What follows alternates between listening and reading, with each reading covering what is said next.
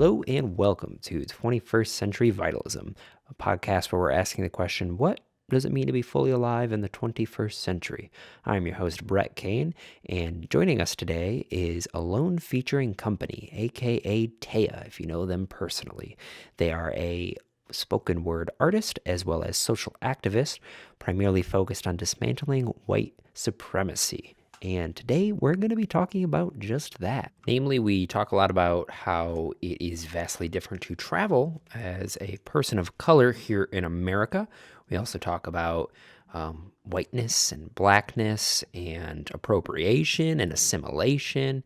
We kind of cover the whole gamut of things. So, like I've said in prior episodes, in order to be fully awake and present in this current day and age that we find ourselves in, it's important to understand other people's experiences. In order for us to orient in a healthy, straightforward way, we really got to take inventory of just what exactly this society is. And in order to do that, we have to really take time to explore and listen to other people who may be having different experiences. So kind of a theme that we touch on a lot in here. We have some archetypical themes of what whiteness is and what blackness is. And what I find most interesting is that we have so many subconscious forces in our lives that are acting on the way that we construct our worldview. The way we perceive the external world is largely based on subconscious factors that we just don't know unless we're actually provoked or stimulated to be able to respond in a certain way. So with that, whiteness is one of those subconscious forces. The way that our society is structured has a lot of implicit rules that we just totally take for granted, especially if we're not interacting with a lot of folks of color. So it's really important that we start to have these conversations. And this is maybe the second conversation in the show where we're kind of doing a deep dive into other cultures' experiences that aren't primarily white. But it's not a debate to listen to somebody's experience. And when you start listening to more and more people's experience, you start to see a lot of commonalities.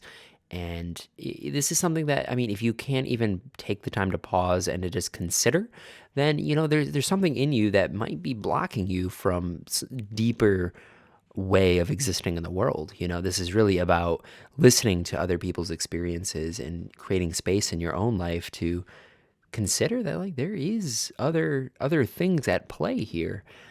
So I'm not here to tell you which way. I'm just here to really give a platform and elevate other people's perspectives. And this is one that I share, and you'll get that when you listen. And if this is a subject that you find to be interesting, and this is something that you think is cool about this platform, because I definitely am passionate about it, and I want to continue giving the mic over to folks who have a different background. We did also do this in, I think it was episode 11 with Jose Jimenez. He's the filmmaker who was talking about ICE and that whole debacle and what that's like on the psychology of the Latinx community. So yeah, I definitely suggest giving that one a listen to, because I really liked that one too. And this is something that it kind of, if you've been listening, you've been hearing this time and time again, come up in a lot of the episodes. And I think it's important, and it's a hill I'm gonna die on. And if it turns you away, then that's on you. Yeah, I don't know if you guys can hear my roommate's cat is yelling up a storm. I don't think it should be that loud, but either way, I'm gonna leave it in because cat love, If you like the show, as always, head on over to Apple Podcasts, give us a rating, subscribe. YouTube, you can do the same, comment, like us on Facebook. The more people I have, the easier it is to make the claim to advertisers and actually get this show sponsored properly. And, going forward, I'll always pick sponsors that I believe in, and, I will vet them very deeply. So, yeah, a lot of stuff moving. I just moved, so yeah, pretty soon, by the end of the year, there's going to be a video element. It might be linked to my Patreon. You'll have to wait and see as I see. But yeah, before I ramble on too much, please open your hearts, drink some tea, do some stretches, get into your body, and welcome Taya.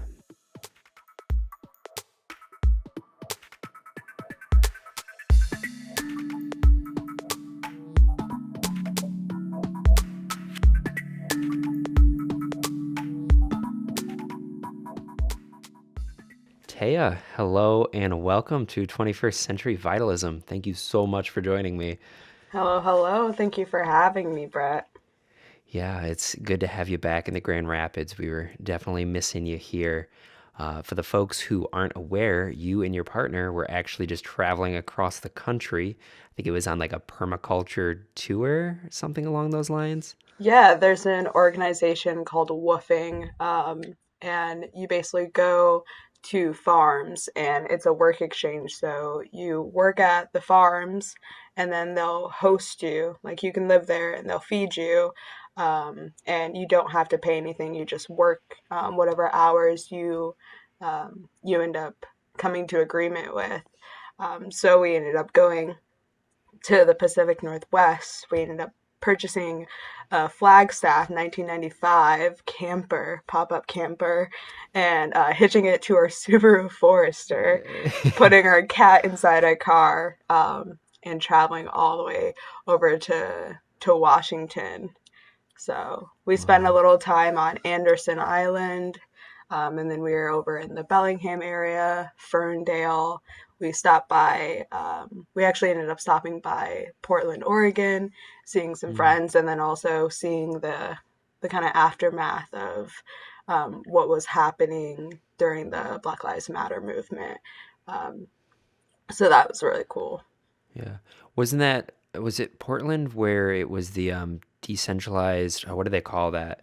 Um, I think that was Seattle. They ended up, oh, right, right. yeah, but Portland did also have kind of like a larger hub where there were community members and activists that kind of took up space and ended up there ended up being a lot of street art being made on like a lot of the boards there and just kind of some of the sides of buildings. So that was really interesting to see.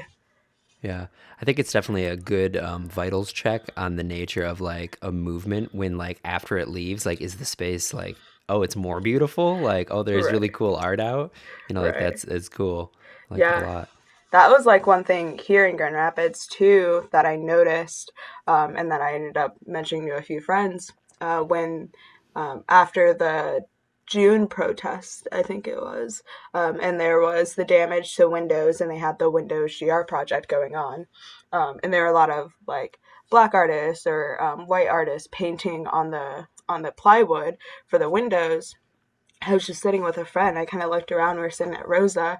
And I was like, wow, this is the first time I think I've ever seen like this many people downtown just loitering, not spending money, not, going into the museums with their friends, but just like outside taking in the times and like, Yeah. especially in terms of like black people downtown too. It's like, oh, wow, like we're just here, we're sitting, like, and it's not like you're seeing people typing on their MacBooks through like the madcap windows, but seeing Yeah. art happen, seeing like students like just kind of hanging out and being in a cluster.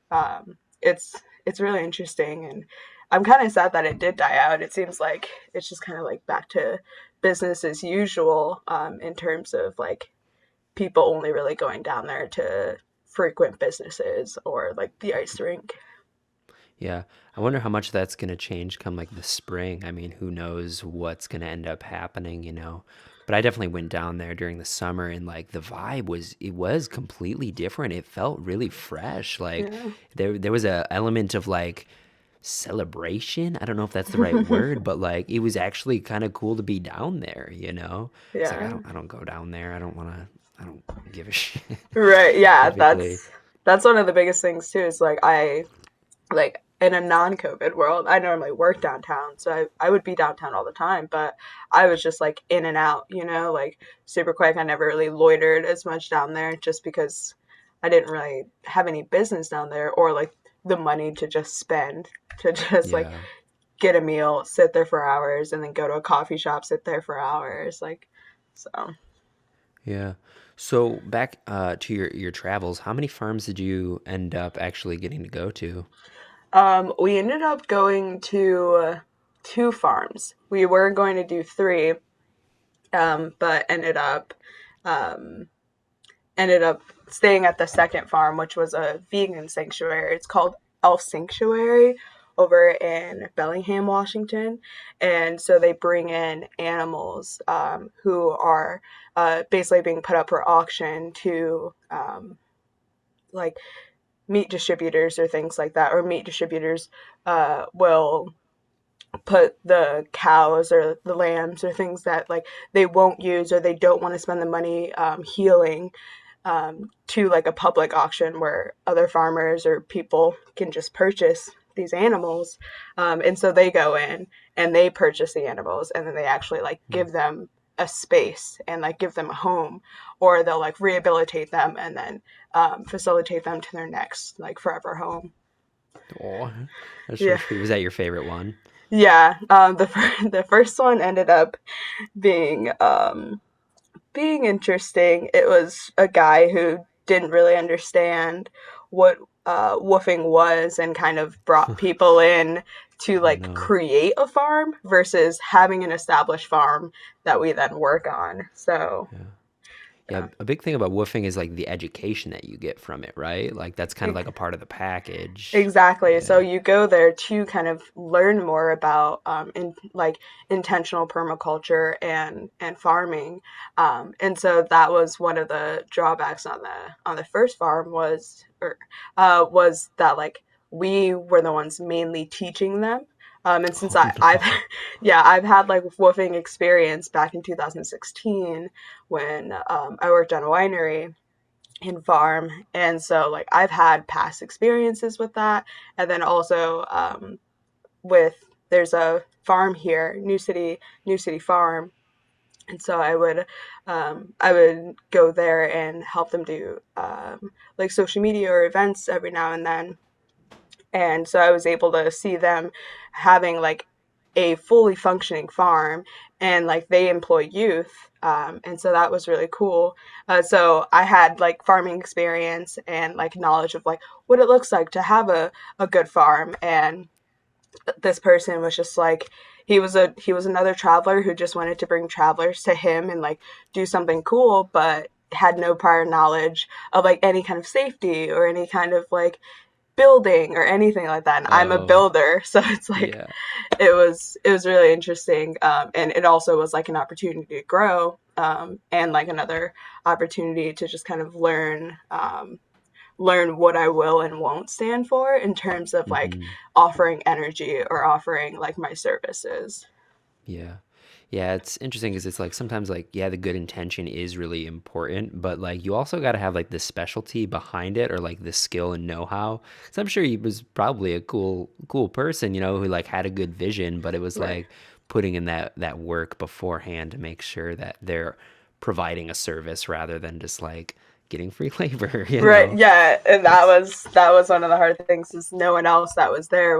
There were I think like four or five other people there too who hadn't had woofing experience and or like any kind of really farming experience too. So it was kind of hard because they were then like I don't want to say punished, but they were like hindered because of that like good intention, hmm. and like having to tell them like, "Yo, I promise you, this isn't what woofing normally is." like, Oh, yeah. They're like, um, "Hey, can we come with you guys?" yeah, we actually Right. did end up taking two people. We left early. We left early. It was a whole thing. We ended up leaving early and taking two of the woofers that were there back to their place over in like Vancouver, Oregon. and so Whoa. so it was a very interesting time. But you live and learn, and it was still very fun though. Yeah, I'm sure. So this was like was it like 8 months that y'all were on the road? I Uh, just threw that number out randomly. Yeah, no. So it was from we were only gone from like August, very beginning of August to the end of October. Okay. We Okay. ended Yeah. up, yeah, like that was so initially we had the desire to travel because we were like, we're in a COVID world, we might as well go and like be somewhere where we can be outdoors, we can be engaged, we can still have a community that's like our pod where, we're still being COVID safe and like and being able to still kind of hone in our skills. But then the fires happened. And so Mm. we ended up getting at the farm, the sanctuary we were at. We ended up getting a few more animals that came from like the Oregon area and like California that had to be transported up to Washington because the fires are so bad where they're at. And then we ended up getting a bunch of smoke.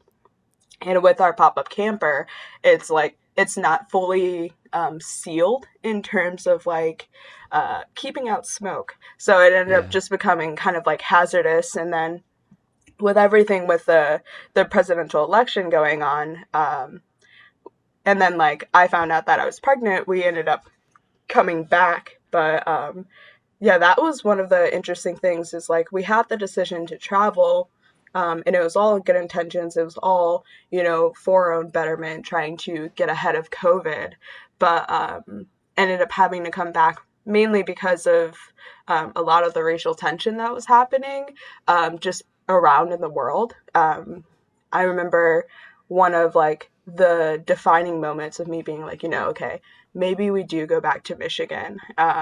Was seeing the presidential debate where Trump said "stand back and stand by," Mm. and I heard that, and then I like really heard it, and then I was like, oh, okay, this might actually be a tumultuous like election season, and this might Yeah. actually become a thing where it gets very violent, and so since we have to come through the middle states since we drove, I was like, I think that we it's probably in our best interest to leave before the election even happens, just because even passing in those middle states um, was was a hard time for me personally, and also my partner who's white, um, because there was just so much. You really realize why people say Trump country. You really Mm-hmm. realize um, why he was elected in the first place. Like there was one moment where we were driving. I think we were coming out of Iowa, or somewhere, but there's this huge billboard that like it was plywood put together by this person by hand, and then he painted, or I'm assuming but they painted a huge middle finger on it, and then like around it and in the middle finger is basically like all the people he kind of just wanted to say like F you to, and it's like liberals, gays, like, and Oh my gosh. all um the like identity politics in air quotes like buzzwords, Mm-hmm. and like Black Lives Matter, Yeah. and then you just see like huge signs of like Trump, like that people will make, or like they're flying their flags, and it's kind of like, oh, okay, this is not a safe space. This is not a safe Yeah. place. Right. um so that was kind of like um the like last straw for me in terms of like hearing him say stand back and stand by, and knowing that we were going to have to pass through these places that we already passed to coming here, and we made the decision to come back, and that wasn't an easy decision, but we have a great support system here, um, and we also really wanted to make sure that we were also able to vote as well, and didn't want to have any Mm. complications. Like we had our mail-in ballots, but at that time, um, that's when everyone was like, "Actually, don't do your mail-in ballots. Like Right. they're gonna try and scream voter fraud. Like everyone just vote in person," kind of thing. So here we are back, and we survived an election. We survived the fires. Our Yeah. cat had a great time. She got to see the Badlands and all the other cool scenery that we were able to pass. You got to show them while they're young. So, Yeah. Yeah, I travel cats are the greatest. It's really fascinating because it's like, I still have people that I interact with that really do not grok the full intensity of the kind of experiences that you're saying. The fact that like you feel called to just avoid all of the middle states. There's a lot of people, especially back in like my hometown. I don't talk to them that much, but like some family members who Like they're like, oh, like what are they even talking about? They're just like, making this big deal. But it's like the more you like you see a sign like that, and it's not just that that person felt called to buy a billboard and have somebody. They made the billboard, they painted it. Yep. Like there are people out there who are so emotionally charged about. It has to be like fear driven of just Yeah. other people and just building these walls that it's like that isn't safe, like what else does that communicate, Right. and Yeah. And like during that time too, I don't know if you've ever heard of the Sturgis Rally. They mm-mm. got some they got some publicity um over in like August of last year Real quick, is that because the Sturgis, Michigan? no, it's the Sturgis Rally. So it's this huge motorcycle rally where all these people that are really into bikes will go over. Um, I can't remember the exact location, but it's somewhere near Yellowstone. So we were actually driving through Yellowstone at the same time this rally was happening, and we had no clue what this was. We were seeing people. We were like, "Where are all these bikes coming from?" Like we're seeing people with like jackets that are like Sturgis or bust, and so we finally search it, and we see this huge huge motorcycle rally, but it was in the midst of COVID. And so like we're trying to go through Yellowstone, and like the reason we travel was to get out of like the COVID world, and like Yeah. and then it's like you see these like this wealth of people coming in like from everywhere. There are people who flew in, there are people who like literally were driving from South Carolina, Florida just to get there. And with that you saw like an extreme amount, like a more extreme amount of like Trump paraphernalia. You see, like it ended up becoming so white as well, and like just kind of like the like the nature of it all was just something so surreal to us. We ended up getting to a gas station, and I don't know if you've ever seen it, but there's a large Trump float, and it's like Trump for president.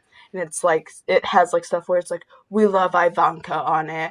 And like, it's this huge float, probably like it's like, it's got to be on like a 22-foot like trailer that someone literally built up. And we like pulled into this gas station, the last gas station before you get into Yellowstone. And we're there, and I was just like, this is where we are right now. This is where our world is at right now. This is literally where we are placed right now.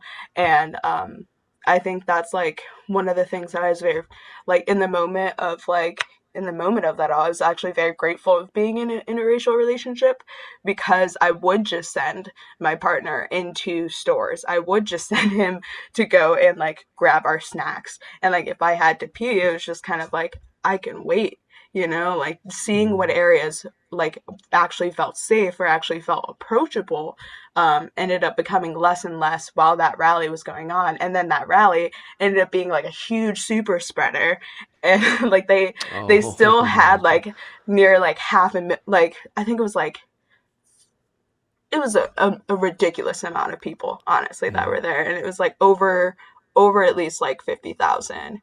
Wow. And you guys were just like lined up with that too. Like, oh, we want to go see Yellowstone. And then, On yeah, completely oh my accidental. God. Um, had no clue what Sturgis was.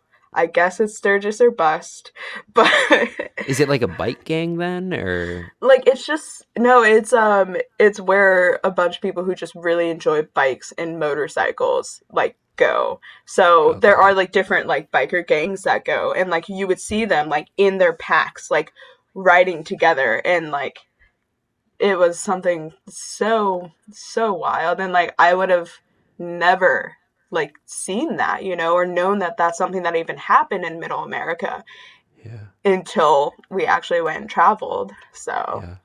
Did you at least get to see some of Yellowstone at all? Or were you yeah. guys kind of like, I'm out?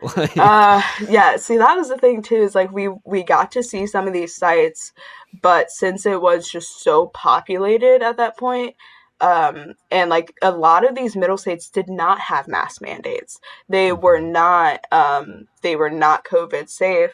For some of these places we ended up kind of like doing just quick stops. We'd drive, we'd see a site, we'd pull over to the side, look at it for a minute, be present in that space, and then we'd see a bunch of cars or like motorcycles come behind us, and we'd just kind of have to like leave. I remember there's a time when we got to Idaho where we were getting our, we were getting like our oil changed or something like that, and I had my mask on, and I went in to pay, and my partner, he does like online teaching, so he was in the middle of a class, like finishing up a class. And so I was like, oh, I'll go grab the car, like see if they're done. I'll pay them out. I like tip the guys too. And one of the employees comes behind me and like kind of walks around, and he's like, oh, you believe in all that stuff? And I'm like super confused. I'm like, what do you mean? And then he like points to like my mask and kind of like does a like gesture at his own mask. And I was like, you mean this mask? Like, you mean COVID? Yeah. Like, I was like, yeah. And he's like, oh, well, I don't really believe it. And like, the population of that place was like 999. It wasn't even a full 1,000 Yeah. people. And I was Yeah. like, I don't think and I had to be like, I don't think you understand that. Like, I came from Michigan. Like, I came from a city where it's like, my high school had more people than your whole city, like your whole town right here Yeah. does. Like, Yeah. I'm not just like protecting myself, like I'm protecting you guys. Like, I am an outsider coming in from a city, from also traveling. And they're like, oh, well, I don't believe that's real. And like the one case we had here, the doctor said it was faked or something like that. And I was like, Yeah. and that might be a very real possibility for your specific town, but I can let you know right now that's not what's going on everywhere. And like having to like kind of like have that conversation with someone who like is completely in this pocket, like kind of deserted type area where it's like you have your two gas stations, your like two like car places, and like your three like small town restaurants, and then that's it, other Mm-hmm. than like the little parks or like residents you might have. But like I remember explaining to them like, you have to understand that like it's not the situation on if COVID is real or not. It's a situation that it's something that's here and that we have to deal with. And I remember them being like, "Oh, well, like they just put COVID death on anything." And I was like, "You have to understand that like people don't die of HIV or AIDS. They die of what happens to their body. They die of sepsis. Like they're Mm-hmm. like my father has sarcoidosis of the lungs, but on his death certificate, it won't be sarcoidosis of the lungs. It would be like the pneumonia he got, and that like really weakening his immune system to the point where he like actually dies. And that like it was just like really interesting, like coming into like these areas and like meeting people who are just kind of so like out of like the, I don't want to say out of the loop, but just kind of in their own realities and Yeah. experiencing their own realities every day, that are completely different to like mine of like someone from the city, someone of mine who like we have more like unhoused individuals than like they do a population. Yeah. Yeah. So I think that speaks to like the idea that like exposure is kind of what breeds both, I guess, intelligence and like compassion. Like you have to be interacting with a lot of different kinds of people. You have to be plugged into a space that there's a lot of people in order to really right, see the full gravity. And I grew up in Bay City, which is across the state, like in the crook of the thumb. yeah, And there's I think like 30,000 people, but it's really not that much. And I talked to them about, masks and stuff. And like, I remember in Grand Rapids, I have friends who are working in the hospitals when it was like at capacity. And it's like, right, all you really need are like so many people in your sphere that have been on the front lines, like, yo, this is yep, real. But if you don't have that, I totally get everybody's distrust of like mainstream media and the right. government. And I get it. I don't think it's like right, but like, It's definitely like why? still valid in a way, Yeah. like the reaction might not be valid, but like Hmm. the initial like belief or understanding Yeah. is valid, so to say. Yeah. Well, I think there's also the part of it that's kind of like because some of these people, they've been in their small towns their entire life. So by you saying like, well, it's different in other places, it almost, like, unless you're like prepared to like take that in, it kind of like puts your entire life in like, oh, there's like more out there. Like I may Yep. have missed out on something. And it's like, that's not a conversation people are often ready to have. Yeah. so it's easier to kind of push things that aren't in your experience out. And I think that that's like a big thing is like it's all about the exposure, Yeah. and It kind of it's like living in a bubble, and then someone yeah, just comes by and they're like, like, how are you breathing in there? And like they like kind of poke your bubble and then you're like, oh my God, don't there's poke the air. bubble. There's air Yeah, outside the bubble. Like, what do you mean there's yeah, air outside the bubble? Like, I've only known of like my air and my space, and yeah. it shocks people. Like, I think of like Hmm. even in terms of like birth, and I think about like why babies cry when they come out into the world, and it's like it's cold, it's so bright, like there's all these sensory overloads that like just happen, and like the only response that they can have in those periods of time is to scream bloody murder sometimes. Yeah, yeah. And I like think about that in terms of like where we are now in society and where we have been, especially even for the past like 4 or 5 years. Is it being a thing where people have been able to live in their bubbles, have been able to live in their pocket communities, have been able to be, outside of cities or the mainstream? And now that all of these things like Black Lives Matter or like trans rights or, women's rights are really, really, really gaining traction, like these people are screaming bloody murder because it's such an overload of their system, Hmm. it's such an overload of their thought process, how they know things to be true. Like, and honestly, as humans, like we don't want to be wrong. Like the Right. feeling of being wrong is like gross sometimes. Hmm. And so it's like it's a moment where I try and have compassion in those situations, but also like it is it is a moment where we have so much accessibility to actually like get out into the conversation. We have so much accessibility to like go and find new people that we might not talk to, new nationalities, cultures, like those of other religions, because the more we do stay ignorant, like the more we stifle change, and the more we stifle actually building as a society and building together as a society. I love that. I love the metaphor of like breaking people's ignorance as likened to like childbirth, Mhm. because it's like, yeah, you can be compassionate and understanding, but you also have to be firm in that, like, if you leave that child in there, it's Yeah, bad for the mom and the child. So it's like, exactly. yo, it's gonna happen. It's just a matter of like, how do you want to go with this change? Right. And I think like with like the advent of the internet and podcasts and just like we're communicating now and you're able to actually hear other people's experiences. Yeah. And the more that you're able to do that, I mean, for me, it's like, when people come at me with new information that kind of like contradicts what I thought might have been, it's a moment of like exploration. It's a Hmm. moment to where it's like someone is telling me I have an unconscious force, which is kind of like changing the way I perceive the world. Like that's kind of exciting to me. Like, Right. it's a matter of like, it's the choice between do I have unconscious forces that are dictating my world or don't I? And if Right. you say no to like that one, then you're saying no to all of those and you're just closing down and like I already know every aspect of me. Right. Like boring, Yeah. like let's keep expanding. And but again, I think a lot of that kind of comes down to like people's nervous systems.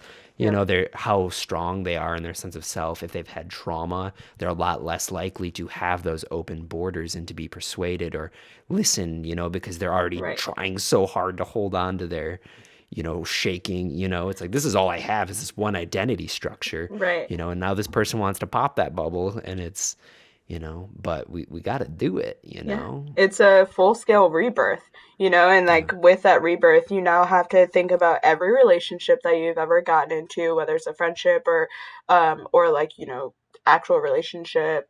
Um, what like you have to think about, how you've now treated people, how you're now perceived by people. And like that is very scary. But at the same time, it's like very interesting. Um, I've been on both scales of that, like where I have been very ignorant until I actually ended up getting more information, and until I went and I actually explored more. Um, Growing up, especially here in West Michigan, we have this expectancy of assimilation. We have this we soak in the like broth of racism here, but it's like veiled in like this Michigan niceness, you know, where it's like we just want what's best for you, and like we know what's best for you. It's kind of like the missionary style way of helping, and saying like, well, I know what my reality is. I know that like I'm able to succeed this way, so therefore I'm going to place that model onto you, even though I know nothing of you, and make you like end up pushing yourself to become that model and forgetting who you were beforehand. And it ends up like really muddying the waters. Like I grew up in a black household. Like my siblings are black, my mom's black. I come from like I'm black, like most staff, I'm black on both sides, kind of thing. um, but like with that, I still was more. I went to white, like predominantly white schools. I was in a predominantly white area, you know, and so therefore, like I heard a lot of like racist rhetoric that then I internalized and like repeated constantly. Like I was one of those people that was kind of like, you know, well, like if we as black people want respect, like we shouldn't be like producing rap music and things like that.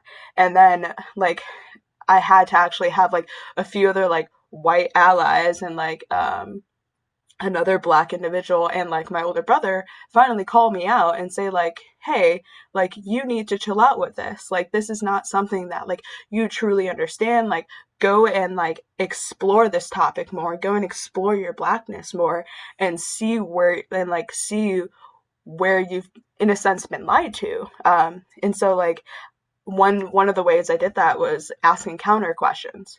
So it's like instead of like we as black people, if we want to be respected, need to not produce rap music. It's like, okay, well, what about rock music and like the misogyny that's in there? What about the like? I even think about Buck Cherry and their song "Crazy Bitch."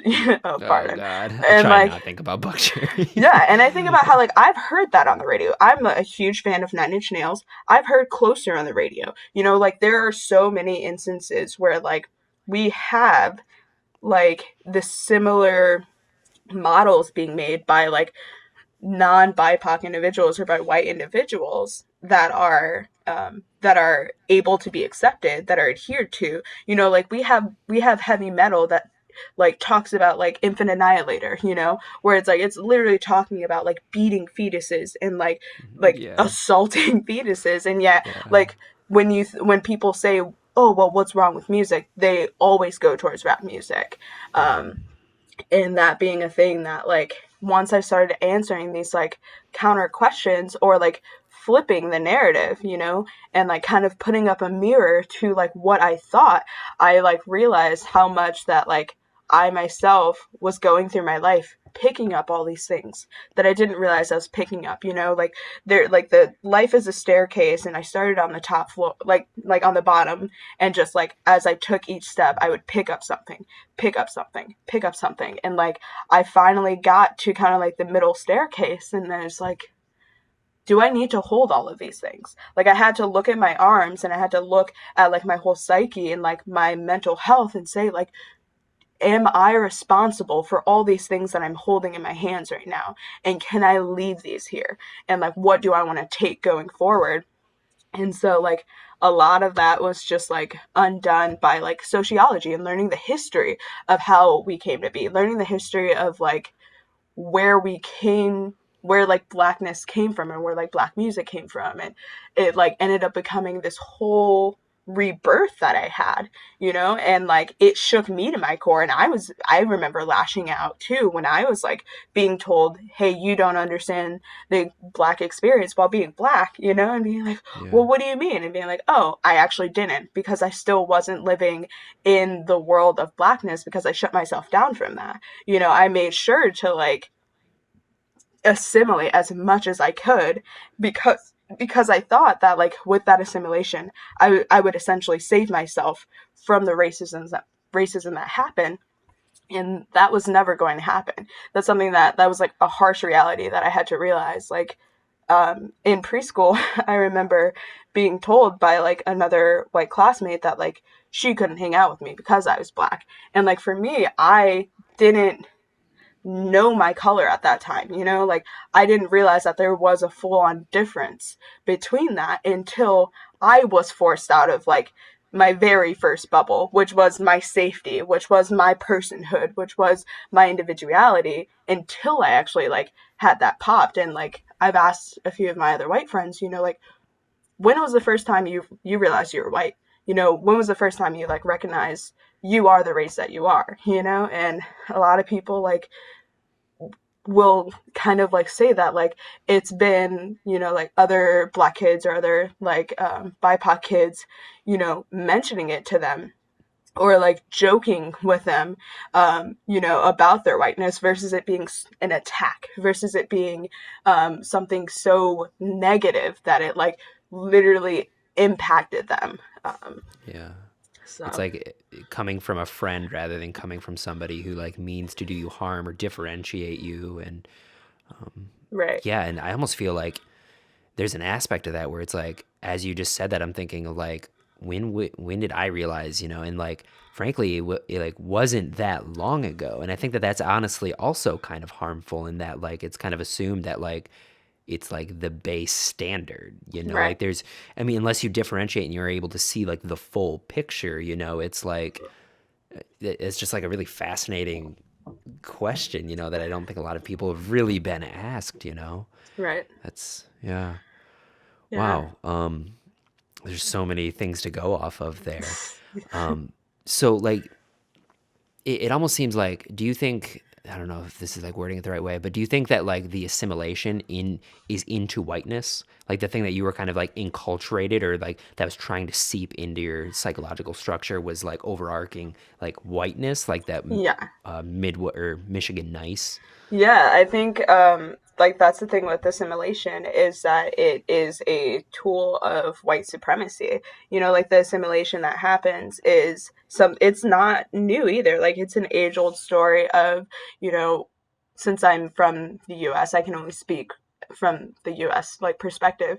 But like it's been an age-old story where like it was targeted towards like enslaved black individuals, and like them, like whether it be the Tignon laws, like where it's like having like black women having to wear head wraps, like the fact that like we were told we can't read or write until it actually came to a point where like, oh, we're okay with teaching you like English. It's like you can't read or like speak in your own native languages that you came here with, but you can speak in ours. Like no, we don't want you to like do the dances that you do or do like the cultural things that you've done beforehand because we see that as uncivilized, so therefore you're going to assimilate into like whiteness and do things that we now approve of.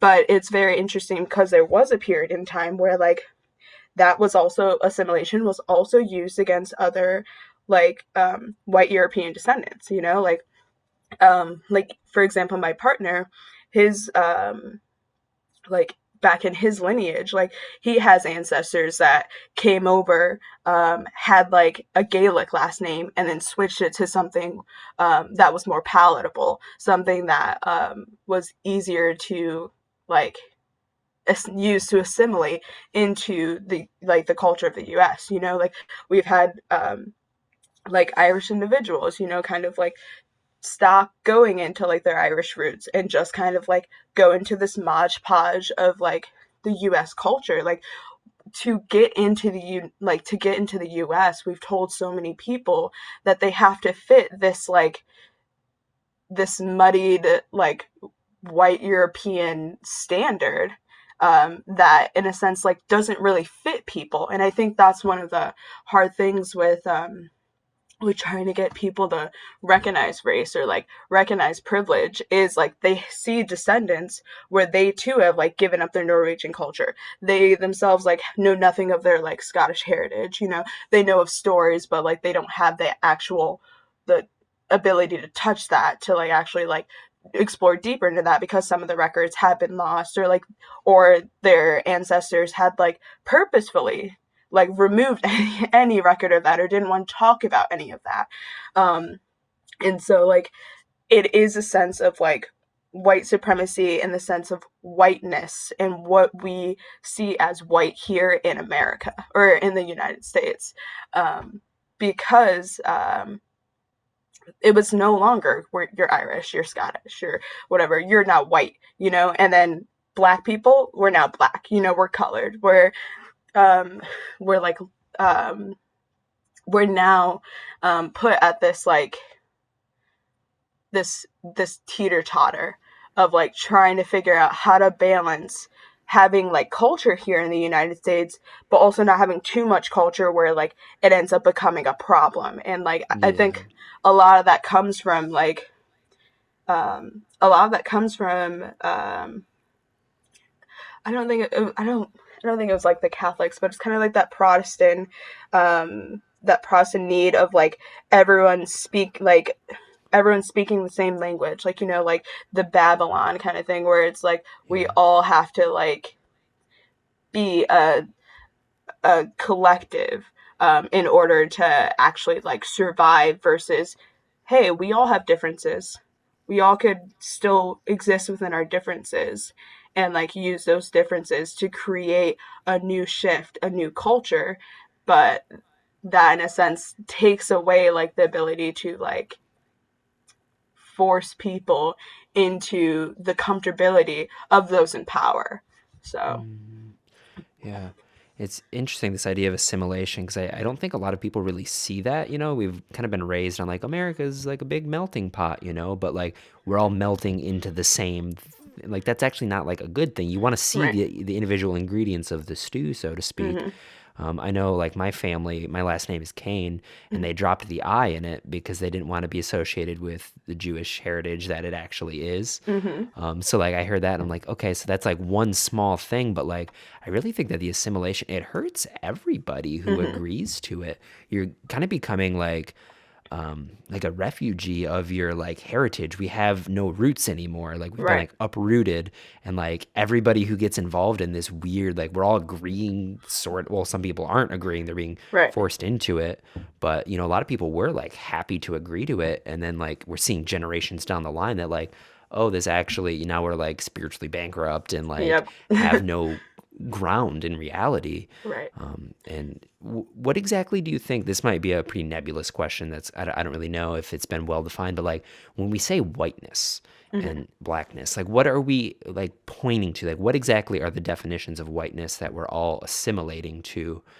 And like what is that? When was that created? Or Right. like Well, do you know?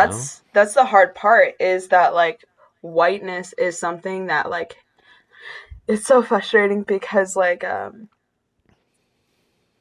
in the sense of like the melting pot. So I think of like I don't know if you've ever been to like that actual like restaurant where it's like you get this bowl of like cheese fondue and then you get all these other like vegetables or whatever. And so like imagine you put a skewer through like broccoli and you just dip it in the cheese and you pull it out and it's like that's what you're seeing. Like you're no longer seeing the meat, you're no longer seeing the like the full vegetation. You're just seeing the cheese and everything it surrounds. Um and that's kind of how I see whiteness, and that's kind of how I see like yeah, we kind of are a melting pot in that way. Because we do just kind of like whiteness is something that like the goalpost is always moved. Like it's not a thing where whiteness is one defined like thing because we have seen like the Irish be called like not like them not being seen as white, the like Italians them not being seen as white. It's something that like it becomes like whiteness is like this classist and inherently like racist like identity and like and that's like one hard thing that like people will hear from me and like honestly like disagree with is that like we all are inherently racist because with whiteness it's something that it prioritizes European standards, whether it be like the size of like a person or like their features, their ability to be passive, their and just kind of like the naivety or like the oblivious nature in which we live in a sense where like whiteness is the default. Whiteness is the things that like are the things that we are taught every day to strive towards, to want, to learn. It's the American dream. It's the nuclear family. It is everything that is essentially counter, like, BIPOC or other, you know? Mm-hmm. Like, I think about it in terms of um like color as well. Like, whiteness is also something that, like, um that is, not only those people of, like, European descent, Caucasians, like white individuals, but also like a class structure. It's also like it's a tool used to basically put a value on a person.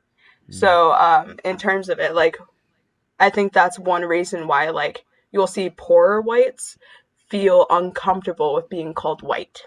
Like, and it's really interesting that, like, this past, like, I want to say probably since like 2012, 2014, with Trayvon Martin and Mike Brown's killing, um, that, like, people haven't had, white people have yet to actually be identified as white people. And I think that's whiteness in a sense. Like, whiteness Mm-hmm. is just this complete, like, veil that we're able to put over people who don't have the othering, like, qualities, who don't have Yeah. the differences, um, outside of like being black or being native or Yeah. coming from, like, immigrant roots, being like Latinx, or things like that. It's Even the fact that you just said they don't have the differences in that verbiage, it even kind of points out, you know. right. So, and I think that's one hard thing too, is like, it's whiteness is something that we all are told to strive toward.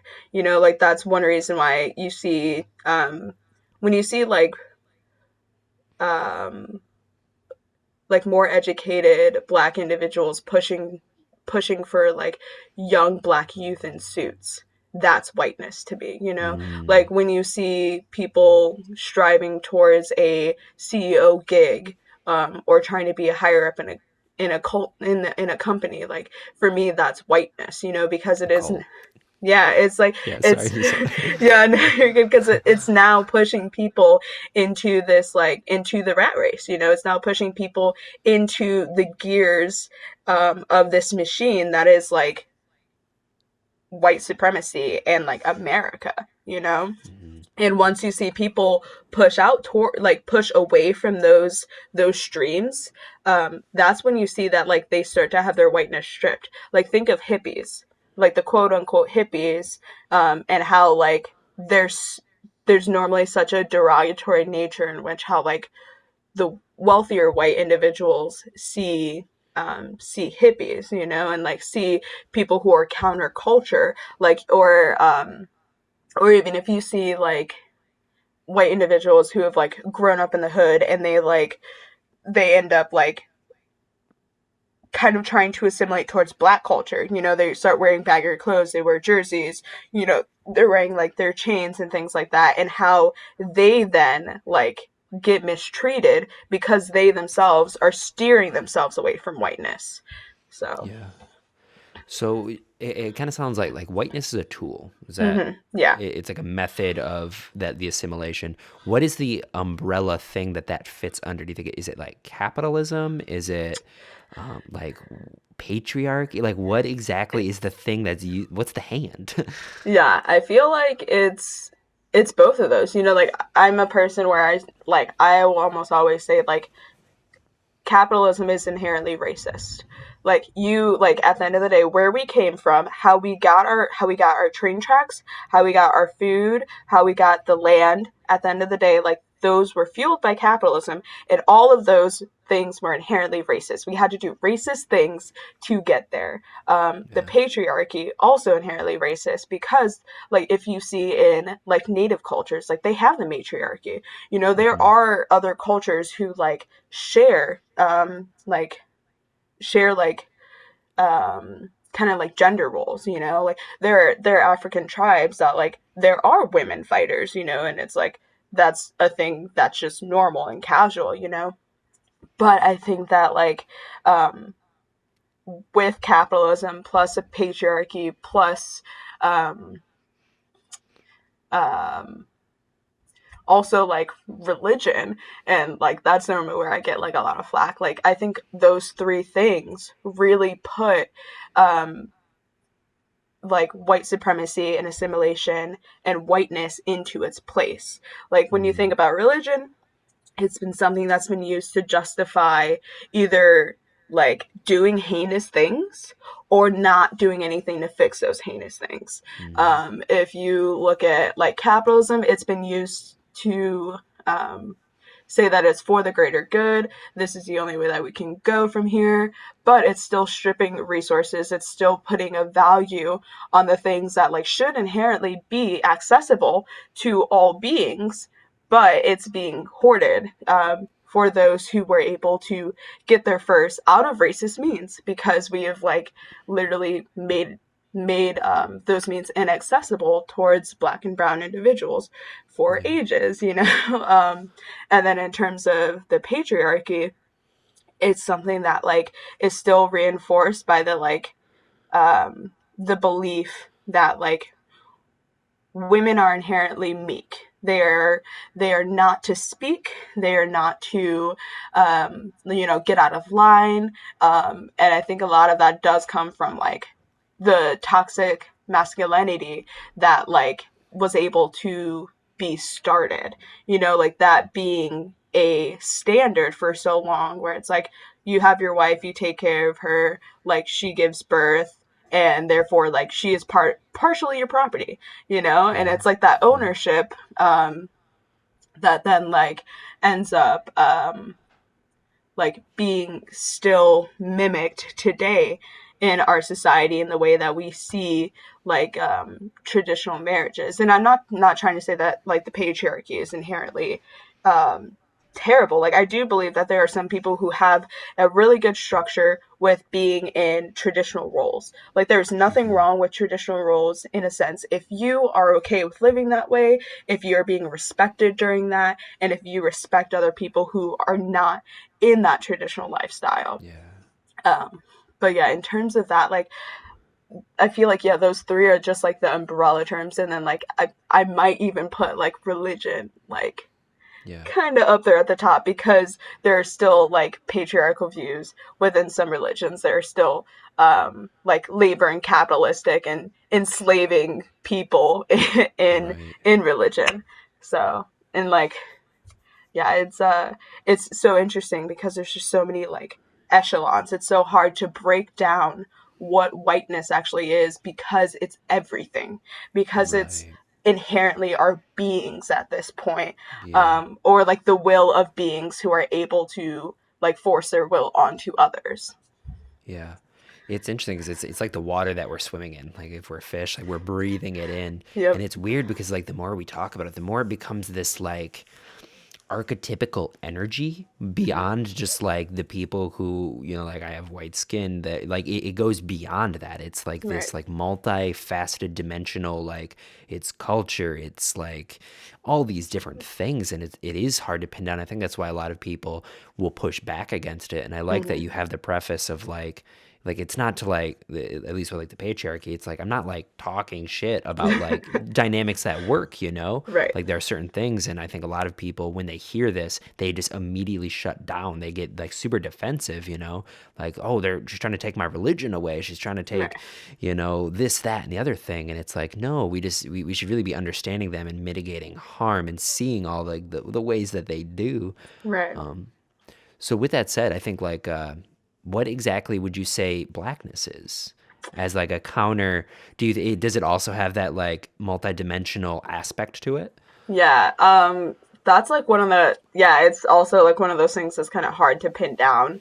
Um, like in terms of blackness, I think of it in terms of like what um it is, the long lost traditions of enslaved Africans who were brought here trying to be like held on to or reclaimed. I see blackness as like, and like one thing is a lot of people will say blackness is like the struggle, and I don't really like putting it that way. Like I think that blackness is like inherently the trickle down nature of the ramifications of slavery and of like things like the apartheid and things like that. Like blackness is like the resilience of like people with like darker skin tones, or even, you know, like, because there are still mixed black individuals, there's still albino black individuals that exist. But I don't think that it's necessarily on a color aspect as much of it is a like community aspect. Like that's one thing where I feel like I feel as though like I can say something like um oh, you know, like my mom was definitely one of those people who was like, you better be in before the street light, or else like you are definitely going to be in trouble. You know, like my mom was the type of person who takes no shit.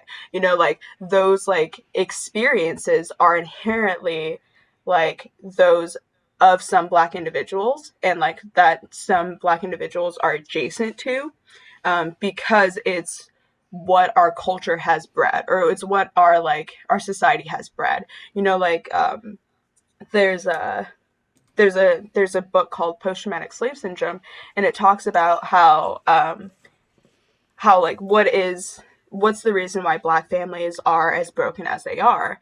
And one of the things that Joy brings up is the fact that like during slave times or slavery times, uh, there there's like a constant belittling of black men. There was a constant like disregard for their personhood and like continuous strip of power. So then when they got into relationships, in which like a lot of the times with enslaved Africans, like they were forced into relationships together to breed the best. And that like then our association with like relationships was like, oh well, how do we survive? It was like sometimes it was love, but a lot of the time it was like, how do we survive?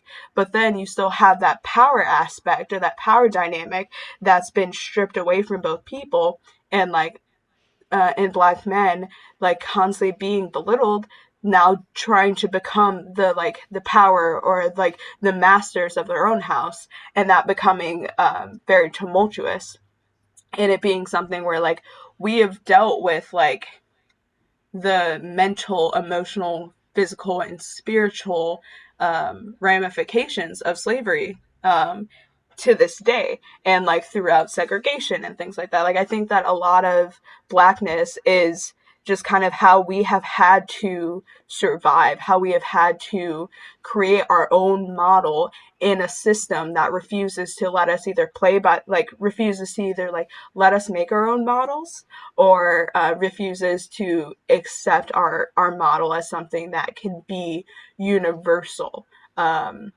It's something that like it's just like a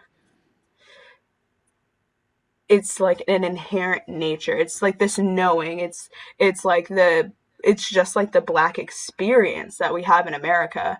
I was speaking with my brother earlier, and like we're both in interracial relationships, and he was talking about how like him and his girl had gone out to a bar, and that there was a bartender who like was like serving everyone else who had already had drinks. They had not gotten drinks yet. Like they had not been asked like what drink they wanted. And like these, like there was people all around them, and they're like in Kentucky.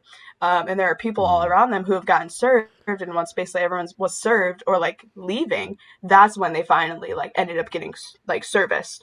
And their white partner was kind of like, was that weird? You know, like was that like did you feel off about that? And like both him and I just being like, that's the black experience. That's being black, you know? Like it's like the relationship to oppression, just by simply existing. Like I was in South Haven visiting a friend with my partner when we're coming out of the Walmart, and you're seeing these people like leave before us through the like after they've checked out and things like that. And like there's a guy who has like probably like $40 worth of alcohol in his car. Like he's got stuff under his car, you know, it's whatever. And he's like let freely go. There's like an older white woman, she's freely let go. And then they get to us and they're like, hey, I'm gonna need to see your receipt. And they like check our cart, you know? Um, and like and I remember my partner being super like upset about that, and like me kind of like in that moment having to be like, you know, like here's a receipt, whatever. Like, I'm like, for one, I'm not in an area that I know of. I don't really know anyone else other than the one person here, so it's not as though that like I'm willing to stir up something or like go into this whole battle that now becomes just me trying to exist within my day, that it's something that like it's like that innate feeling and that innate knowing that there is like a fight against your being, like. Yeah. And basically like blackness, I feel like, is something that's so like the origins of this earth, like I think of like tribes, and I think of what we're trying to come back to, like in this current day and age, where it's like we're coming back into medicinal healing with herbs and things like that. We're coming back to actually like speaking to ancestors. We're coming back to all of these practices that are inherently like BIPOC, or like sometimes like Celtic, or like Celtic practices that have like been shunned or have been like halted with whiteness coming in. It's all these Hmm. things that have been like witchcraft. It's all these things that have been like holistic healing that doesn't really work, like in air quotes, like Yeah. um it's the it's blackness is something that's like inherently been there all this time, at least in the US, because there are other places around that like don't have like the African or people of African descent who don't see themselves as black, who have never had to see themselves as black. Like, it's something, so yeah, it's like one of those Yeah. It's a little wild. nebulous, but Yeah. it's interesting because like when I think about it, like my original thought was like what my initial like feeling is that it's like wildly creative and Hmm. beautiful and spontaneous and Hmm. like of the earth in Yeah. such like a profound way that like there is that streak within like every human, but we've just suppressed it so much. But Right. really it's like I think like modern black culture in America Hmm. is kind of the spearhead to returning to that, and Yeah. it actually is like a sister culture to a lot of other like paganism and like Hmm. ritual and like anything that's kind of like against the grain of like what our modern society is. And I think Right. that that's Terence McKenna called it the archaic revival, Right. the rebirth of shamanism and plant medicines. And I think that like within the heart of that is something that like we are in desperate need of, and the more people push that away, they're pushing parts of themselves away. And Right. that's like what's most sad is like they're creating walls within themselves that they're afraid of. And I think that that's where like the assimilation comes from, is because Yep. it represents an aspect of humanity that is so desperately needed, Hmm. but it's like fire. Yeah. It's hard to hone in. So instead of like working with that energy and dancing with it, we're squashing it. Yeah. So it's like anything that it reflects that kind of like fire like nature. We don't even Yeah. want to, Free it's too form. unstable. Yeah. Right, right. It's the Yeah. feminine, you Yeah, know? exactly. And I think that's one thing that is very hard in this day and age, because like you'll hear a lot of like talk about like appropriation, and like a lot of people don't understand cultural appropriation, or like what we mean when we say like, you guys are robbing black culture when you do a lot of the things that you're doing. And like a lot of people will like go towards like, oh well, this is also inherently pagan, this is also inherently like, like Celtic, or like things like that. And the complete like dismissal of the fact like here on US soil that like natives have had these practices that were stripped from them. And like I think that's one thing about like assimilation that also needs to be talked about too, is that like sometimes assimilation is light, or it's you can't really tell, but then sometimes assimilation is like the fact that we've had genocide here on US soil.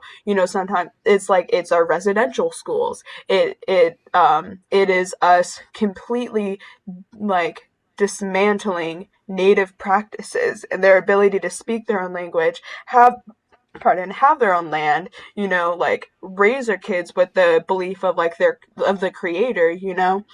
um and now you see like, so a lot of that like being brought back up by white individuals. It's not as though like the natives are able to actually like reclaim that themselves, like like they're always reclaiming that, in like in their reservations, in their own communities, like in their own way. But like it being brought into mainstream by so many white individuals who refuse or like just don't care enough to actually see where these practices are coming from, like the amount of Palo Santo, the amount of white sage, the amount of like just like herbs and practices, and like even the art of like smoke cleansing, which smudging is inherently native. It, like I will always Hmm. say smoke cleansing. Smudging is the native word for what that practice is, and how like people do not give any kind of like recognition to its roots. That like it's still a situation where like when we say that like they're stealing black culture, it's kind of like what you said, that it is like this innovation, it is like the creativity, the artistic nature, like the music that like black individuals have brought to this like this continent, the like the technological advances that we have had with like no kind of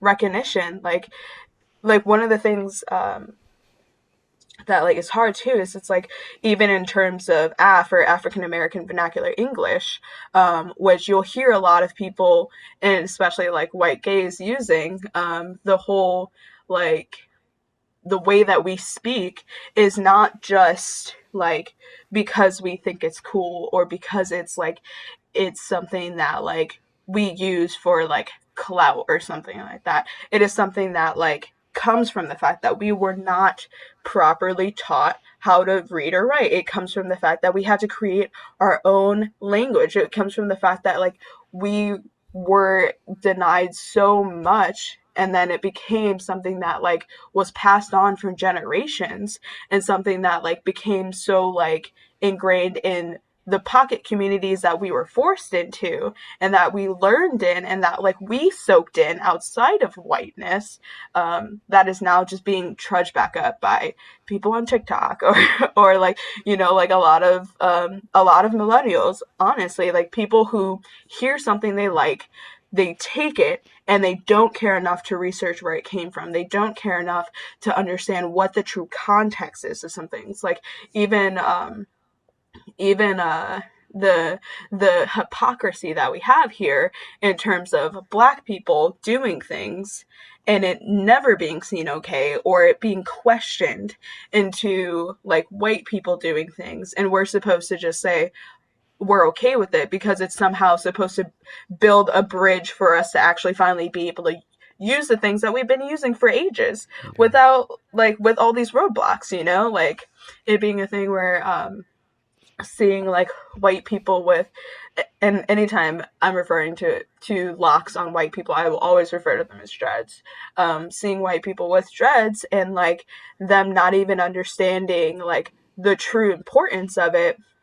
Meanwhile, like I'm a black individual who has 4C hair, and most people don't even have to know hair textures, or hair Yeah. types. I'm a black person with 4C hair who like my hair does naturally lock up, and I actually have to put in protective hairstyles. I actually just took mine out. That's why mine's all like wild. But I have to put in protective hairstyles for my hair not to have an extreme amount of breakage, for it to still get like be able to like hold oils and grease, because our hair isn't as naturally oily as our white counterparts, like in it being a a like a like a rhyme to the reason, and like Yeah. people just not having to like understand that.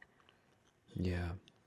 I've heard, and I don't know, I'm kind of curious about your take on it. I've heard a friend of mine say that like the thing people say like cultural appropriation a lot, but really what they mean is cultural misappropriation, Mm-hmm. and that there is a way to, and like cultures are always appropriating things from each other, and there's like a Right. healthy diffusion of culture. So do you think that Mm-hmm. there is kind of a distinction where like things can healthily start to merge, or is it with the current power dynamic that's in play, like what does that look like, that kind of Right. boundary? Yeah, it's hard because like I do believe that there is a healthy way of doing cultural sharing. There is a way of doing like actual cultural appreciation. You Yeah. know, And that a lot of that comes from, for one, realizing who you are, why you want to do these things, why you have like how you are even given the accessibility to do these things, where you've learned these things from, like in terms of like people who do refer to themselves as shamans, it's like, okay, you were able to what, like purchase a plane ticket to go to Costa Rica, you're able to get time off work to go and like sit with, these people who you're paying, like you, like there's a, like with everything like within economics, if there's a supply, there is a demand. But realizing, why is there a supply here? Is the supply here actually there because the people who started it really actually want to share what's going on, who really like invite people to their space to do it? Or is it because it's a service that they provide and now people are somehow interested in it after seeing a Pinterest like page or seeing something that went viral? Like there's a difference between like the sharing aspect in terms of like why you are doing things. And Mm-hmm. even if it is for like good intentions or good meanings, like is this something that you are going to bring like with you throughout your whole life? Because that's the thing with like cultures. Culture is not something that like you pick up and put down, and I think Mm-hmm. a lot of people will do that, especially with things like whether it be like certain hairstyles, or like we see it in situations with even celebrities. Like one of the like some of the examples that I'll bring up are like Miley Cyrus, and it being a thing where like she came from like Disney Channel. She ended up you know um being like this sweet down home country South girl who sang The Climb, Billy Ray Cyrus's like, daughter, to this person who is twerking on stage with Robin Thicke, Yeah. to this person who is now hanging out with black people, who got a lot of flack and like continuously like misappropriated black culture in terms of wearing a Jordan jersey, in terms of like having sneakers, in terms of hypersexualizing herself, to a point where like once that no longer served her, she went right back to having an album that was an acoustic, that was something that was sweet, that like she Ugh. ended up being like, oh, like I don't actually like the rap game, all they talk about is Rolexes and things like that, in terms of like country not being something where people just talk about their trucks and like their shiny Yeah. guns and like the bragging aspect that's in all music, and like that in a sense is like a lot of people were upset with black people for calling Miley Cyrus out, but we knew that it was temporary. We knew that this is Mm-hmm. a phase that people like, if you're using it as a phase to gain some kind of identity, to like actually like find some kind of culture that you yourself think you might be able to like fall into or think that you might enjoy, but like don't have an actual call toward, like you are then appropriating, you are no longer appreciating, you are like making a mockery. And like I think a lot of it comes to like, depending on what you're doing, realizing what are the ramifications for those who are of that like Mm-hmm. that like background of like that native like black background, or like Asian background. Are they actually still able to do what you are doing like right now without being hindered, without being prosecuted, without having to deal with like the innate racism that comes with things, like, and like that's one thing with that I will always call out, is that like I believe that like black culture does also appropriate. And I think that like people are like normally confused when I say that, but like there is a way of which like black culture appropriates like Asian culture, and the same way in which Asian culture appropriates black culture, and that like there has become like a mild appreciation that's like come through that appropriation,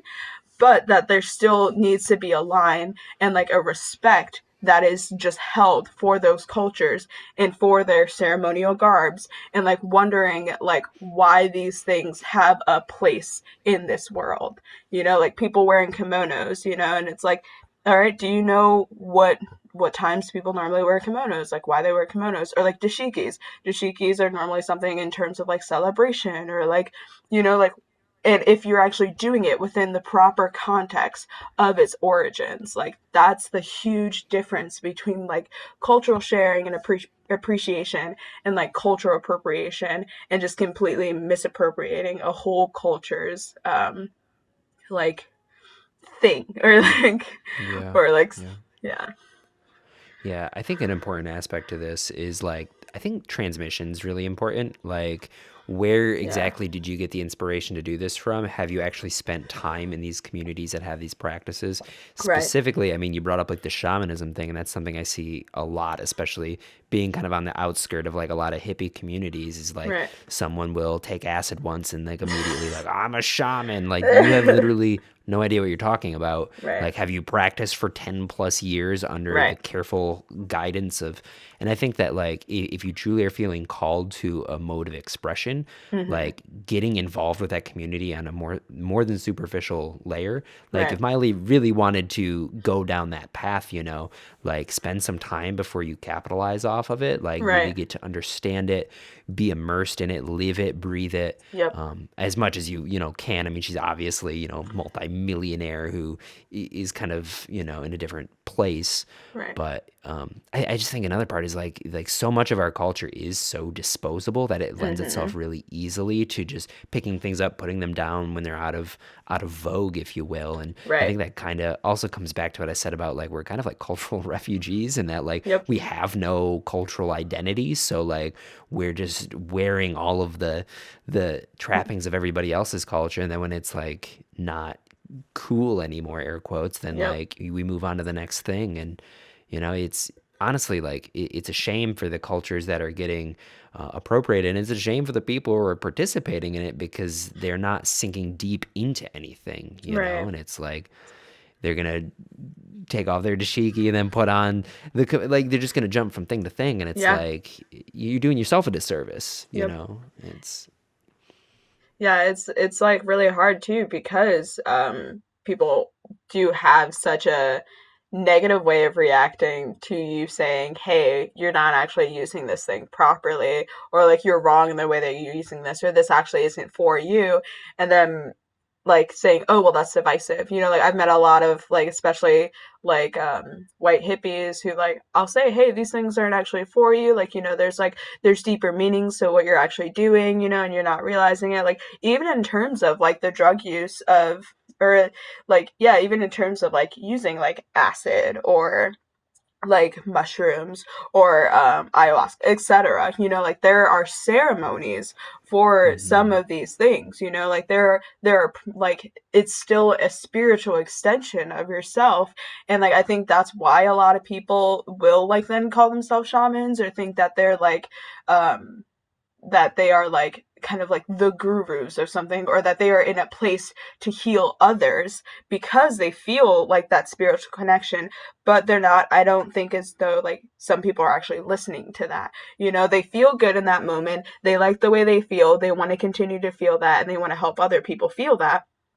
but that's not necessarily where like ceremonies come from in those points and Right. times. Like Yeah. it's like there's a situation where like there's still people who are trying to become shamans, or like claim to be shamans, or even like the witches. Like that is the thing where they're still not actually doing the actual shadow work, or the work in terms of even living in the times we live in. Like it was completely different for like those of shamanic nature, or like preachers back before technology.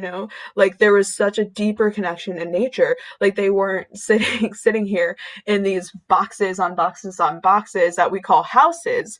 Like that there's ultimately something that will always be lost, that we can never fully gain back, and people are just kind of skirting that. And they're just kind of saying, well, like, oh well, I have good intentions, so I'm gonna do this. And like I've seen some people who say, oh, like I want to like hold a ceremony, or I want to like, like do like like even like Reiki healing, and it's like, okay, but have you gone through the process of healing yourself? Have you gone through the process of going through your generational trauma that we all have?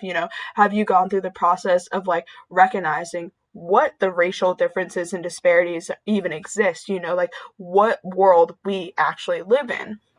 And Right. it being a thing where like, yes, I understand that race is a social construct, but at this point in time, it no longer is just that. Like, we have lived so long in terms of like seeing race as something that's so definitive, something that literally has like been used in discriminatory acts in terms of even people getting food, housing, shelter, like almost everything, that like that has to be brought in.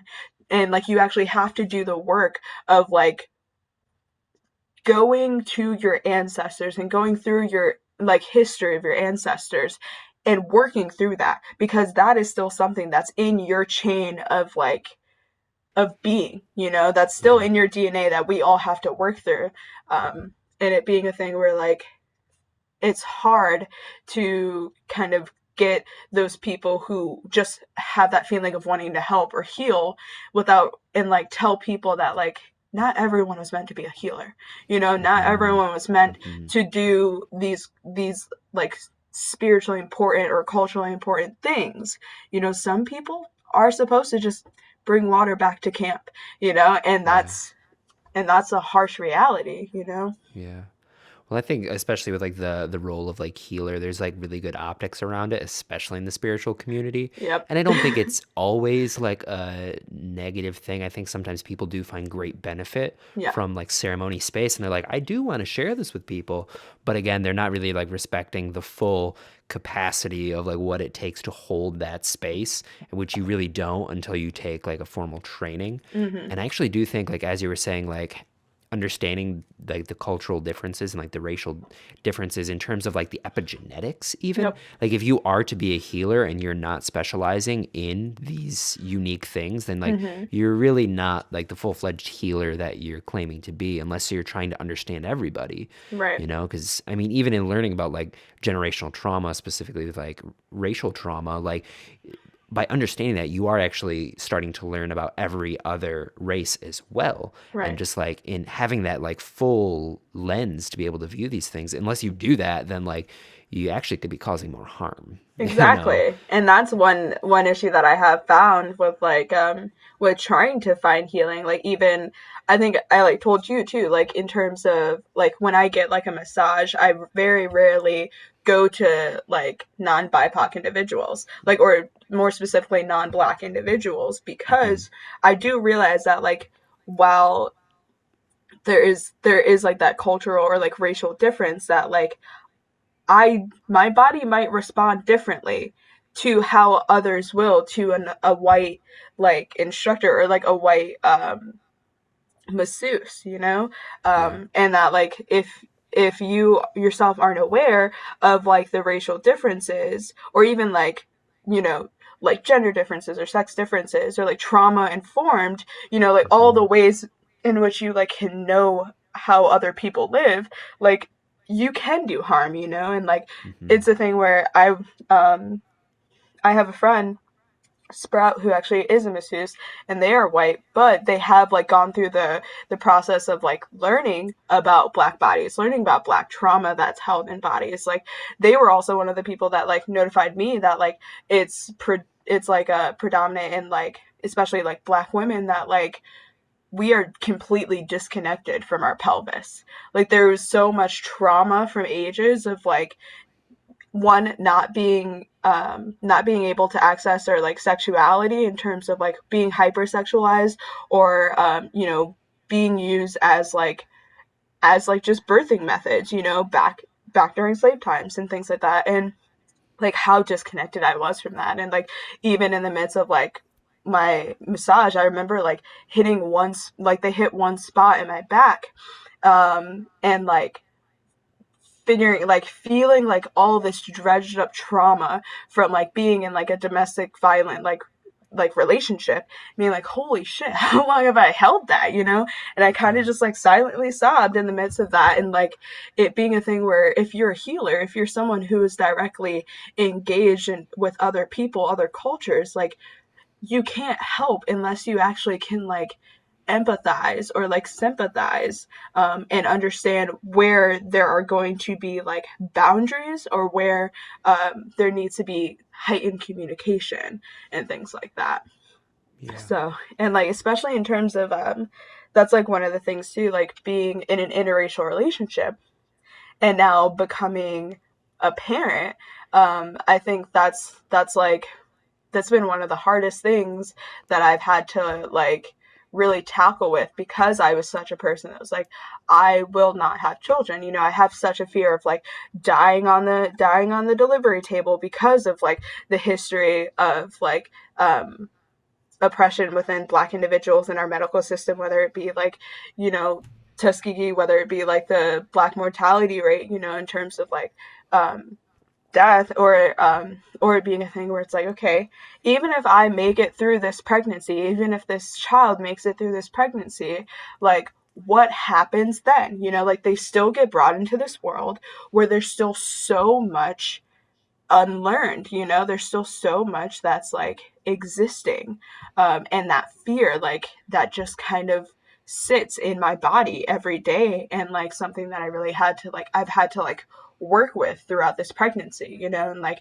figuring out how to like even like one of the biggest things with like in terms of blackness, you know, is like getting that first initial conversation about blackness and how like the world sees blackness, and like now knowing that conversation that like my mother had with me, you know, and knowing that I'm now going to have to like look at my child and still do that same speech, you know, or do a similar speech where like I would have hoped, you know, that I wouldn't have to.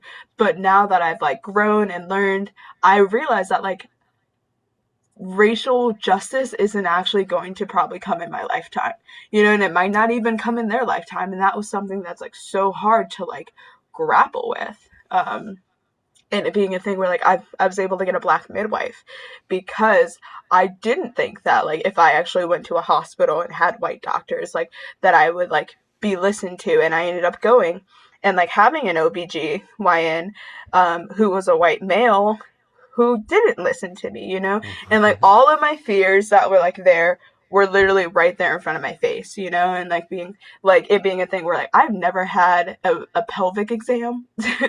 And I guess you're supposed to have it like after you're like 21, and then every like I think like 3 years or something. I had never had that before. I have sexual trauma.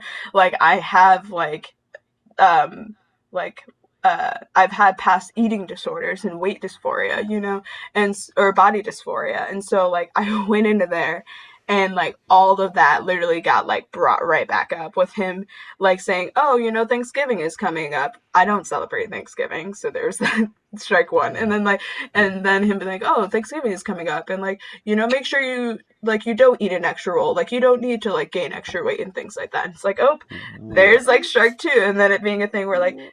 they like sit me down. They're like looking at I have a tattoo of like a black power fist behind my ear, and they're like, "Oh, like what's this? Ha ha ha." And it's like, okay, already like the racial insensitivity, knowing What? what year we've had, and then it being a thing where like they sit me down to like have like this like I'm like laying down, and they're like, "Oh, you know, like we're talking about this cyst that I had," and them kind of just completely dismissing me and not letting me finish like how I was feeling about it, and then like just went right into the pelvic exam where they like didn't talk me through anything, just like completely started.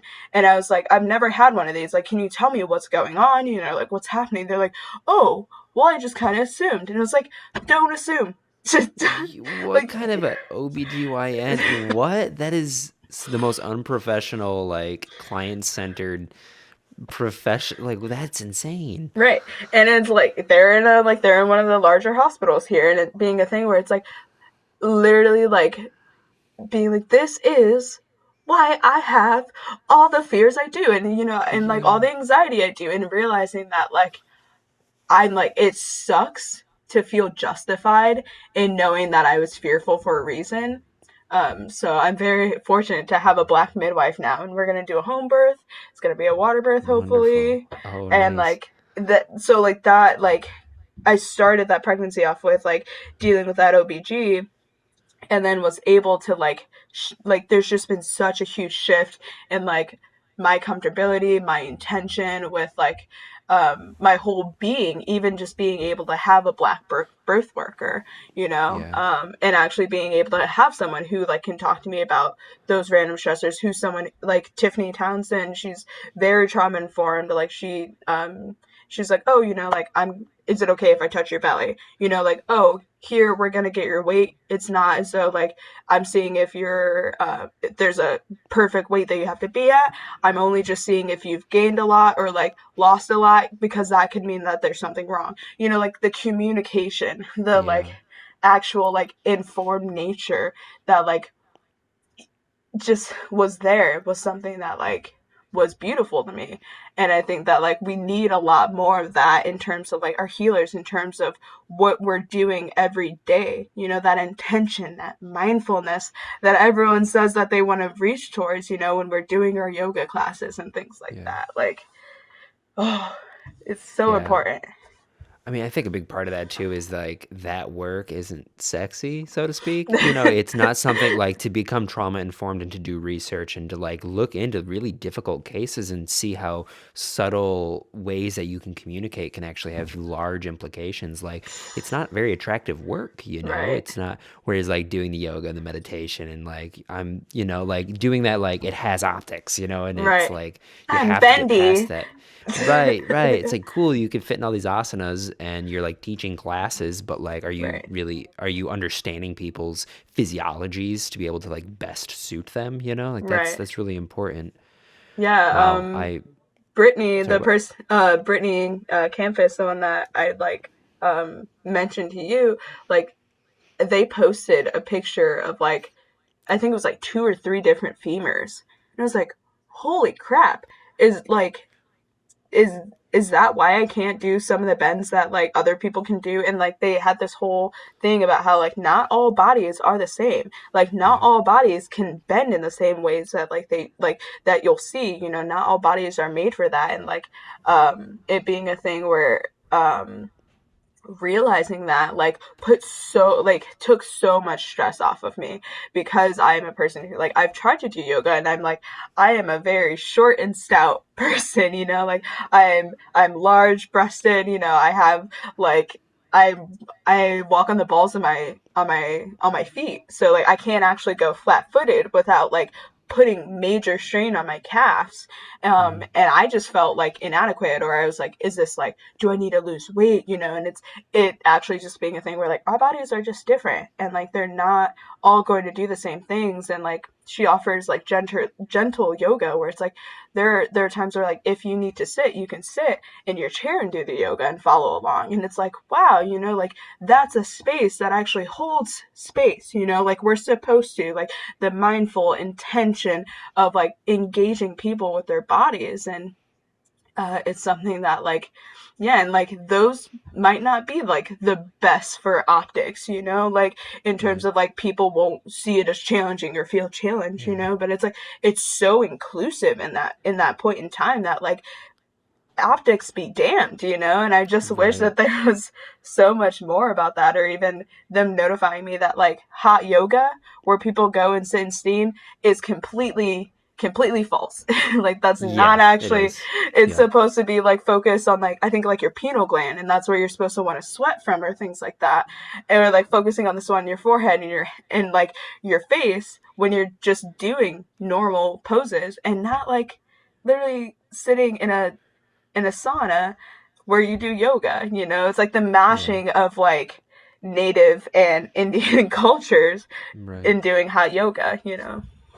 Yeah, and the guy who made that, I forgot his first name, but it's Bikram. It's like it's considered like Bikram yoga, and like Yeah. he's gotten a lot of flack because like, he's used his platform for like he's amassed like millions of dollars. He Oh my sleeps with a bunch of god. his students, has like Ah! 30 different Lamborghinis, and like he like patented that kind of yoga. So any studio that offers Bikram yoga or like the hot yoga, like they Yeah. kind of have to like follow his thing. So he's like monopolized it. Right. And it actually doesn't really show you where your body's at, because when you're Literally. sweating, everything does loosen up, which is nice, but you're going Right. further than what your body actually Yep. naturally does. And So like, that's where appropriation harms, like, and right, like a right. lot of people are like, appropriation isn't harmful, and I'm like, it's literally harmful in a way that like not only is it like now completely misconstrued, people don't actually know the proper ways in which like you're supposed to sweat and terms like that, and now we are hurting people and Yeah. feeding the pockets of the rich. Yeah, yeah, But quite literally. And I would just say, like, I like Brittany's approach, and I know I reached out. I was like, "Hey, you want to teach me?" And it's not something she offers, but the idea that like yoga is for everybody, and it's like it's not about like fitting into the pose. It's like, where does your body find its pose? Like, you yeah, have this shape that a body can fit, but it's like everybody's gonna look different in that. yeah, And I think that like that's super important to have a teacher who's.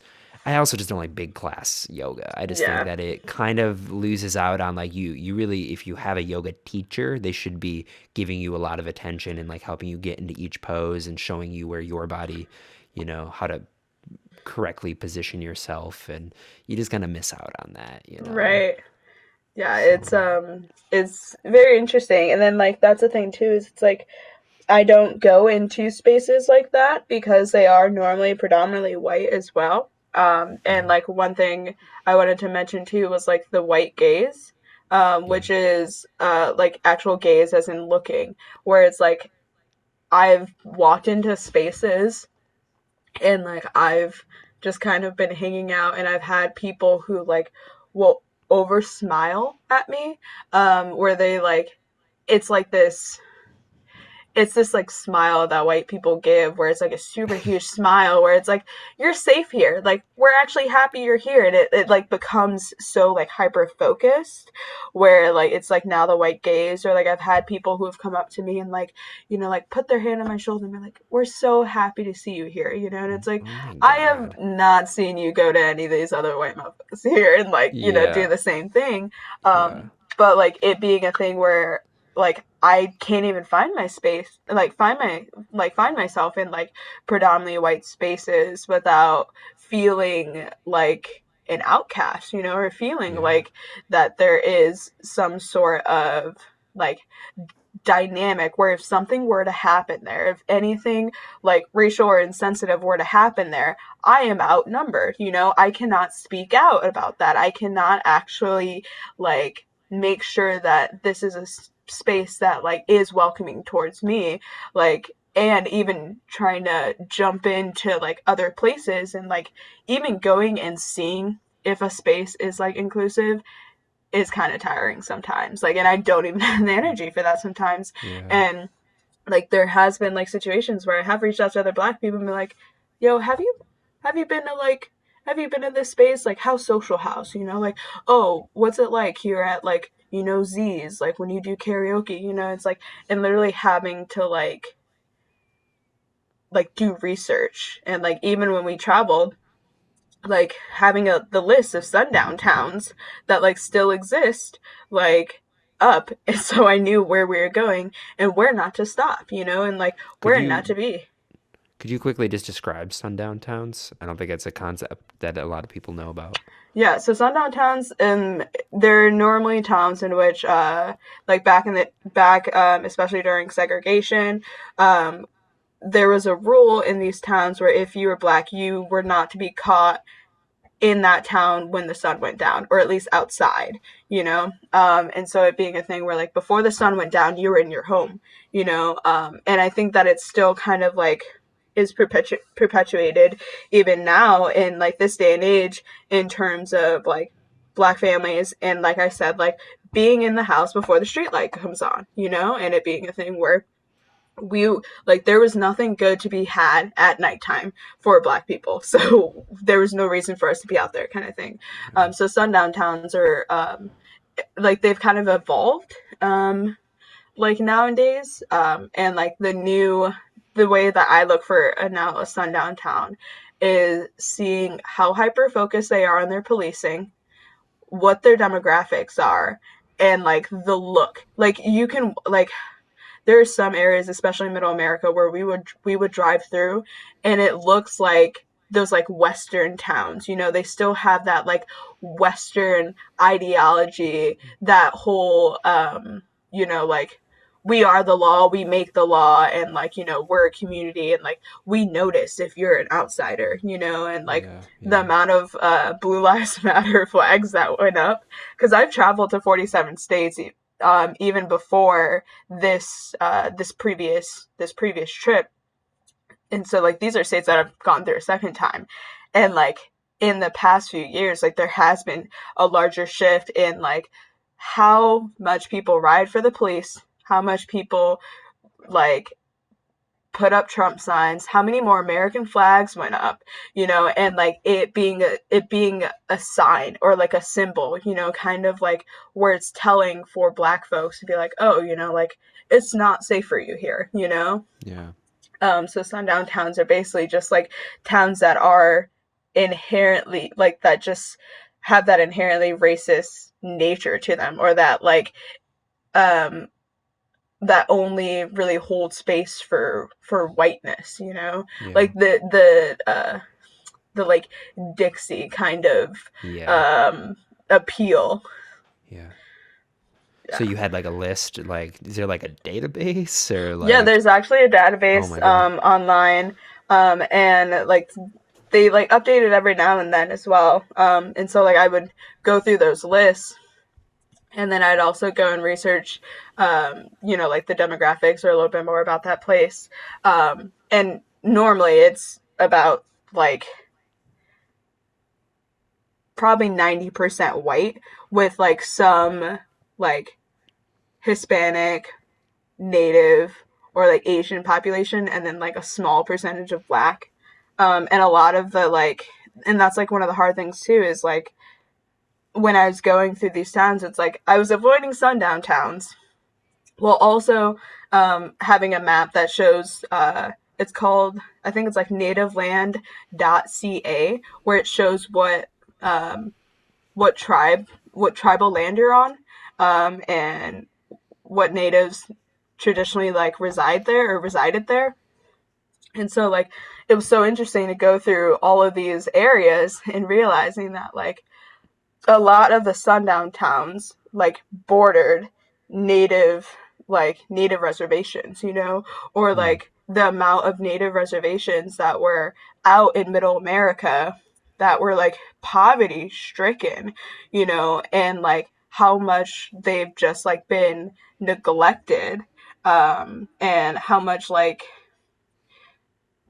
it becomes like it borders on also Trump country, you know, like where it's like Yeah, all these people moved in, they saw cheap land, they removed natives from their land. There's like the Homestead Act, where they literally had like farmers come and like buy land for like cheap, or like were given land as long as they could push natives off of that land and seize it from natives and keep natives from there. mm, And so like it was interesting seeing like the the full like consequences of like our history with it, like the Homestead Act, with sundown towns, with like even the ways in which like the land has been stripped from people here. And so like when I was traveling, like that was something that was like super hard to grapple with, you know, and seeing that like it's not only just like our ghettos and pocket communities that we like put like Black people in, but then also these native reservations that are also still just completely like decimated and like completely forgotten about, or like pushed out where no one can see them, you know. yeah.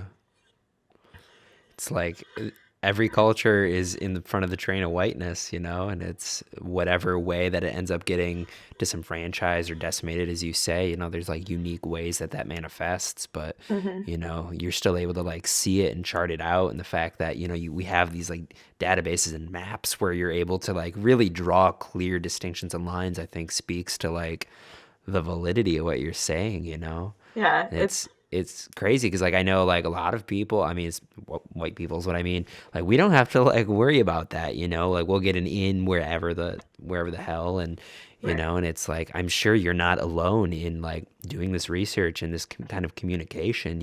It's probably a pretty big part of like American culture, and it is American culture, Yeah. like the black population in America. Like this is something that you have to keep in mind to this day, which is just like baffling and so disheartening to hear that it's still such an active concern. And it's like it's 2021. Yeah.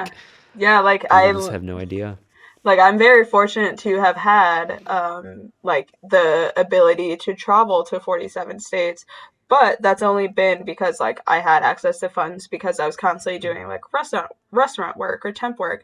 But then also like I constantly have white buffers. Like I had white friends who like wanted to travel with me, who I could send into like gas station and things like that. Like it would be I am 100% sure that like if it was me and another and like I had a black partner traveling, our experience would have been completely different, you know. Yeah. And there would have been a lot more fear in terms of that. And luckily, like being able to have them drive, you know, and like having my white partner drive, you know, and it being a thing where it's like, oh, at least you know, you're less likely to be profiled, kind of thing. Yeah. And it being a situation where like I also have realized in my traveling and like with assimilation, like also comes code switching, which is like when you shift your like your speech to emulate whiteness kind of you like I'll remove slang, I'll like speak very like directly um and things like that, but I have like a traveling persona, you know, like I will go out into the world. And if I am like, you know, going into a store or we are at a space where there are like groups of white people where I am like way more friendly. I am way more open because I have to be if I don't want to be seen as a threat. You know, like I am Yeah. smiling more, you know, I am joking and like giving like the whitest jokes possible, you know. Yeah.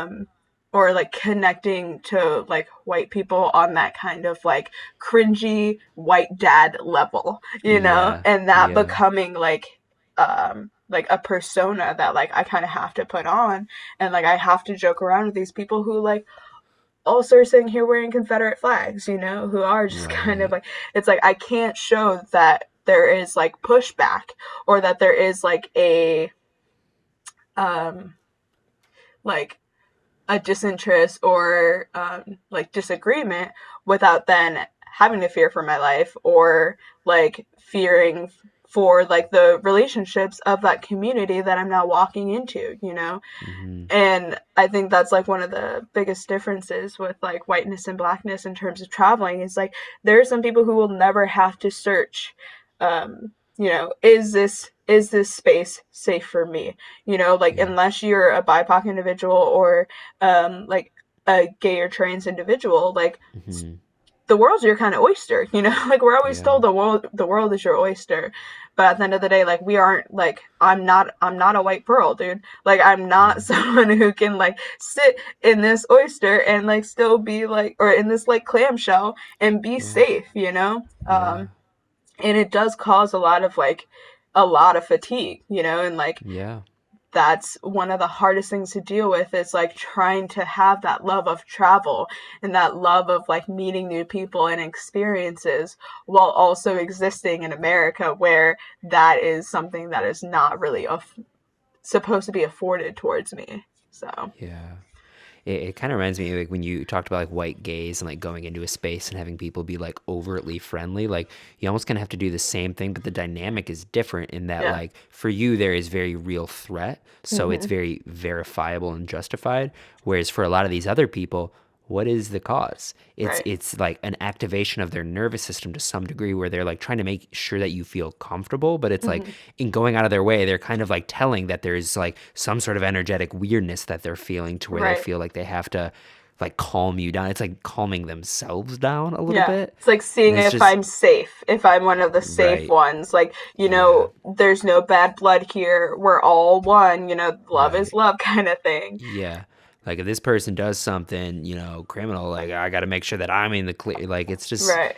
That's so weird. Yeah. And I Wow. think a lot of it kind of has to deal with the fact that like people don't have to deal with black people on their day-to-day basis. Like Yeah. a lot of it comes to the fact that like some people may have one to do two black friends, and I'm normally that one or two black friend that people have, Yeah. like multiple white people have, Yeah.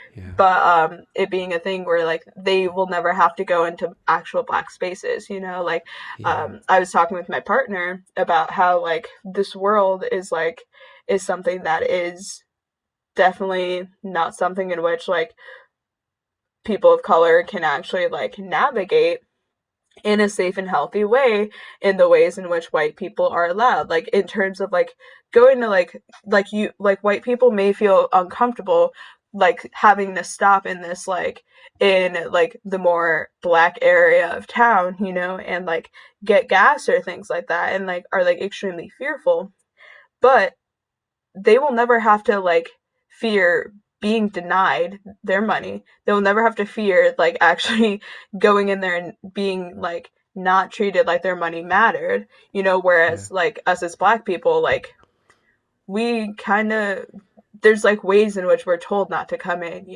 we have dress Yeah. codes, we have, like super high prices in like the more white areas, like there are like key things that continue to tell us like we do not belong here, Right. or you'll see those signs where it's like you're not allowed to have your bags like in the store, and it being a thing where like it's normally like projected towards black individuals, Yeah. or like Yeah. um that was like one thing I brought up earlier during COVID, and why I think a lot of people were getting really frustrated with COVID. I saw there was like a heightened frustration when people started to put up, like businesses started to put up the plastic barriers, the like splash screens kind of. Yeah. Yeah. And like I thought about that, and I like saw how like people were like getting so frustrated, being like, "Oh, this is so stupid." And like I was born in Saginaw and would go back and visit every now and then, and like our almost every corner store had bulletproof glass. We Yeah. were Yeah. we were never allowed to touch the cashier. We Yeah. had the slidey spinny things, like that was a normal, and Mm-hmm. like people were shifted out of their normal, people were shifted out of the safe space that it like we like America is white people's safe space. Like we have a lot of people who are like, oh, safe spaces are stupid, safe spaces shouldn't exist. But America has essentially become safe space for white individuals, and that like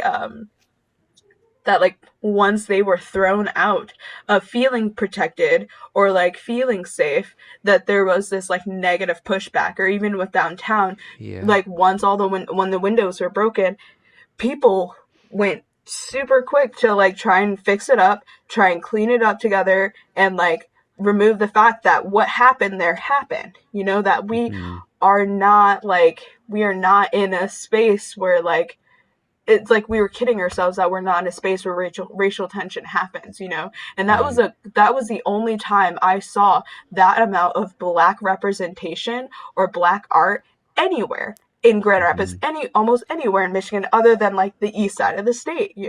and Yeah. that like I was like I was telling my partner that like I think it's really funny that like we have so many spaces with windows downtown, and like complete open windows, and like the possibility of that being a thing because you have the police department, the police station literally a block away, whereas you go to the southeast side, you go to Burton and Alger, like people don't have a whole bunch of windows like in their store shops, like Yeah. they kind of know better, they know that like there is a possibility of people busting out your window every day, Yeah. but you don't they don't have to think about that downtown because we've created that culture downtown, we've Mm-hmm. created the police nature of downtown. We have an unspoken curfew, where Right. like Right. it's 2 o'clock, bars are done, y'all need to get back home or wherever you're supposed to go. And if you're still down there, you're either looking for trouble or you're like unhoused and you need to be moved, or like it's Yeah. really interesting in the ways of like like overall it's just the perspective that we all live in, you know, and that like all of our perspectives are different, but a lot of people share similar perspectives by the just because of like how we have tailored our world, you know. Yeah. Well, I think that that's probably a great note to end on. That actually like kind of sums up a lot of this. So I just want to say thank you so much, Taya. This Yeah, has of been course. awesome. We're at like going on 2 hours. Oh I really jeez. appreciate taking the time to walk us through this and have this conversation.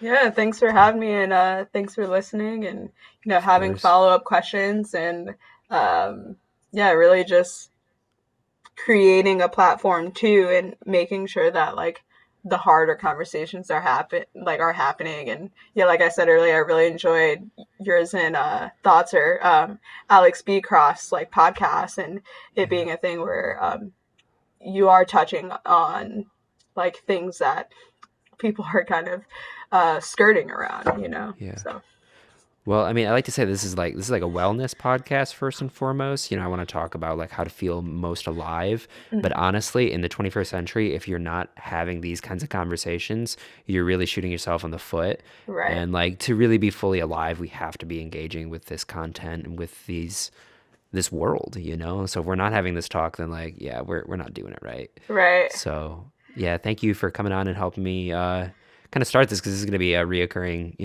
idea that we keep walking through. So maybe we'll even have you on. There's a lot of stuff that I actually still wanted to ask you, but like we're at Yeah, 2 hours. I'm like, dang it, there's a lot of meat to pick off this bone, so to speak. So yeah. yeah, maybe in the future we'll be seeing you again. Hit my line, Brett. Yeah, awesome. All right, thank you so much, Taya. Be well. All right, my friends, that was the episode. Thank you so much for listening all the way to the end. I know today was a long one, but like I said, there is a lot to talk about, and I feel like we really only scratched the surface. Taya is an awesome human being, as you can tell, just incredibly wise and informative and patient and compassionate. And I am just so glad that we got to actually sit down and share that much time together. It's always a treat to get anybody's time for that long, let alone a good friend who has a really awesome message. So hopefully you liked the episode. Check back in next week, Wednesday, 11 a.m. We got something special coming up. Next couple episodes, things are getting nice, spicy. If you want to support the show, like I've said in the past, just head on over to Apple Podcasts, give us a review, subscribe, do the same over at YouTube, like, comment, subscribe, like us on Facebook. We're on Instagram now, pretty much all the social media platforms, so come say hi. Let me know what you're thinking. Awesome. Have a great one.